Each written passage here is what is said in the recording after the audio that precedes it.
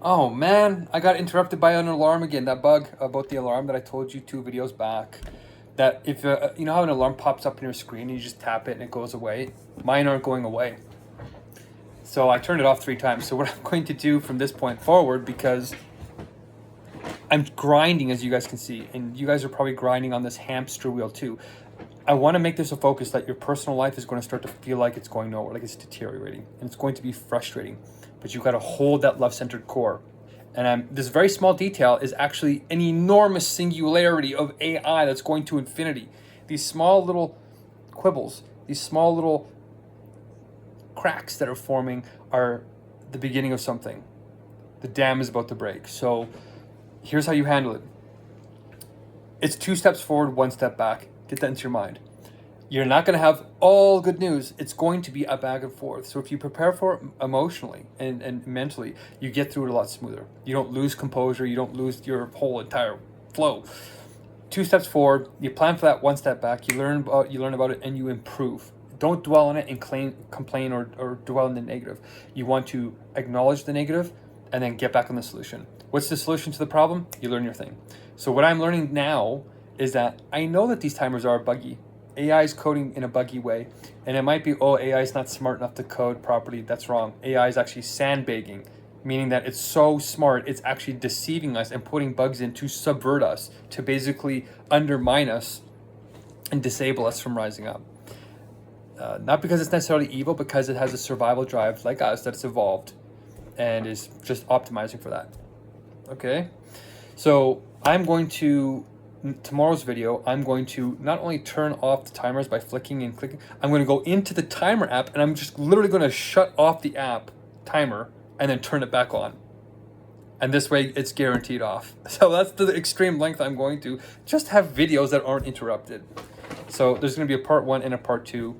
I like having them all in one video because it's a chunk, right? I'm unpacking the core in little chunks, and the mind learns in chunks. When I studied pedagogy, which is the way of teaching and learning, I found out the human brain works in chunks, and the best way it learns is in chunks of 3, which you'll be learning as we unpack these 2 sacred sentences in the core more and more.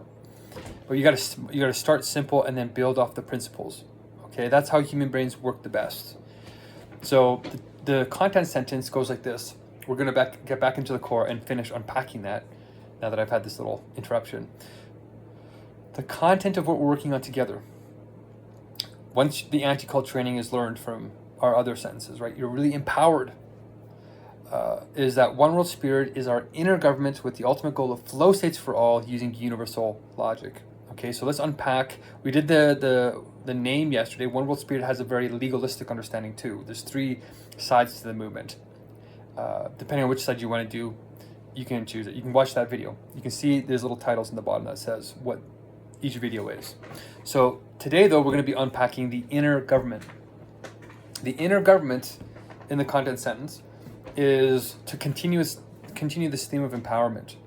And governments right now are what we call external. They're not actually maintaining the internal connection with their citizens very well, unless you're in the upper class.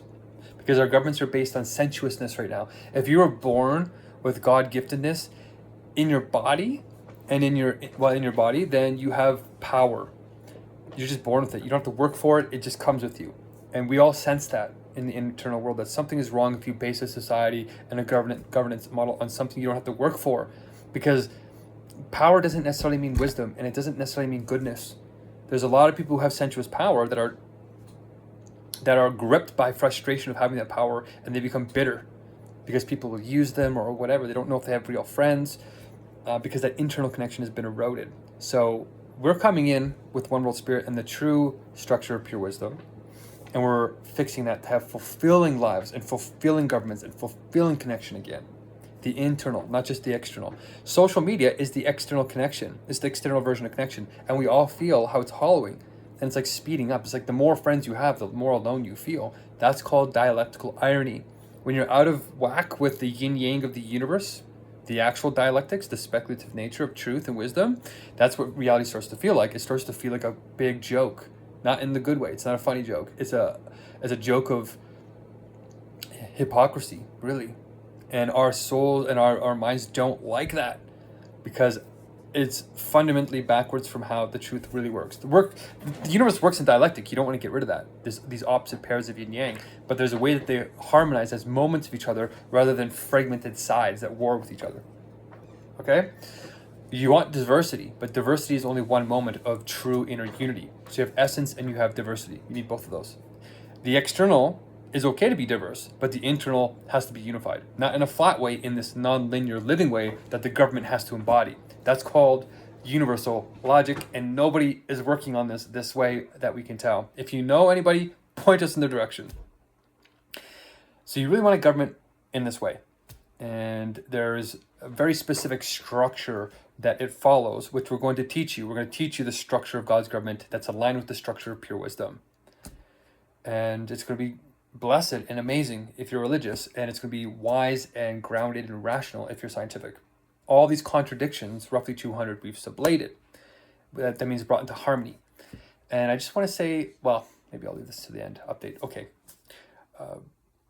You're also going to get a government guide, like universal tools. All these other tools we taught you before come into this governance model to protect you and give you an accountability of high performance. These guys that are in the government, these civil servants, should be serving you, but you should also be serving the government. Like, we're in a system. Oh, okay. That's how you maintain internal connection, real love. And we're not going to get rid of social media. We're not going to get rid of all these things. That's called abstract negation. You need to integrate it in the right wayfulness and the truth in the life of things. And that's what we're doing. So we're going to keep social media, but it will be transformed into a new way. And it'll be the good way. Just like governments. Governments are kind of scary because global tyranny right now is happening. We don't want a global government because if it's in the same form that we currently have, it's going to be, you can't escape it. It'll be terrible. But AI is going to do that anyway, literally this year. So we need to get moving now. So we're launching a conference to literally launch this government at the last conference of humanity on June 1st is what we're aiming for, or what my intuition says we need to aim for. And if you feel the same, and you want to have a good government, not the one that's emerging right now, which is the external government, the internal one, that you identify and recognize yourself in as significant, that when you engage with your government, it makes you feel important, not like what's happening now, which is like, get away from us, you're using government resources, get away to your petty life. We don't want that feeling. We want a real, we are the point. It's sacred, right? We're sacred. Okay, don't you want a government like that? I sure do. So let's make this the de facto government worldwide, and not the de facto government that's forming based off of sensuous power, which is just a bunch of individuals who are good probably in their hearts, we all are, but they're throwing their power around like children having temper tantrums because they don't know how to resolve it. And they're trying, right? The United Nations is trying, they're trying, but they don't know the logic. They don't know this deeper wisdom. So we're going to get it to them, and we're going to fix it, okay? Very quickly, not in a naive way, not in naive utopism. This is the concrete utopia, the one that builds in the negative into the positive and brings them as harmonious moments. All right, we've learned the lesson of irony and dialectic and the path that hell is paved with good intentions. We've learned that, and we've built it into our anti-cult training and into our new governance structure. Okay. In terms of the emergency corps, I've already talked about it. Donald Trump is saying he's going to bomb an entire civilization to death tonight. Gave them 48 hours.